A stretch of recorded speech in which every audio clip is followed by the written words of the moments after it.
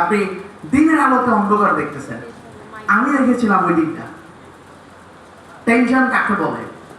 যত জায়গায় ফোন দিয়েছি তত জায়গায় রিজেকশন, টাকা দেবে না, আত্মীয় স্বজন কেউ কোনো হেল্প করেনি। একটা পর্যায়ে গিয়ে ঘরের সকল ফার্নিচার বিক্রি করে এলাকার মতো অনেক ভাই ব্রাদার থেকে টাকা পয়সা নিয়ে বাবার চিকিৎসা করেছি করে বাবাকে। এবং সামলিত ওই দিন এই যে রাস্তার আইল্যান্ড আছে না, রোদের মধ্যে আইল্যান্ডের উপরে বসে আছি, আমি বসে বসে ভাবতেছি কি করব এবং টেনশন করতেছি।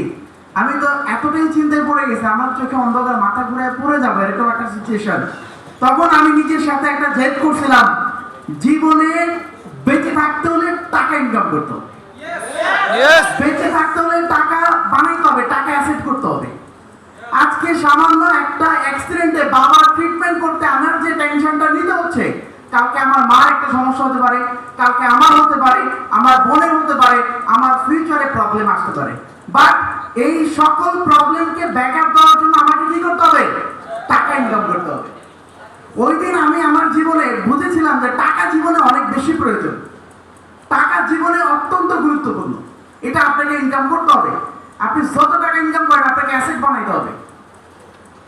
তখন আমি একটা সিদ্ধান্ত নেই, যে একটা জেদ কাজ করে যে সামান্য বাবার একটা অ্যাক্সিডেন্টে আত্মীয় স্বজন রিলেটিভ কেউ আমার পাশে দাঁড়াইলো না, তার মানে আমার পারিবারিক অবস্থা কোনো মতে ভালো বলা যাবে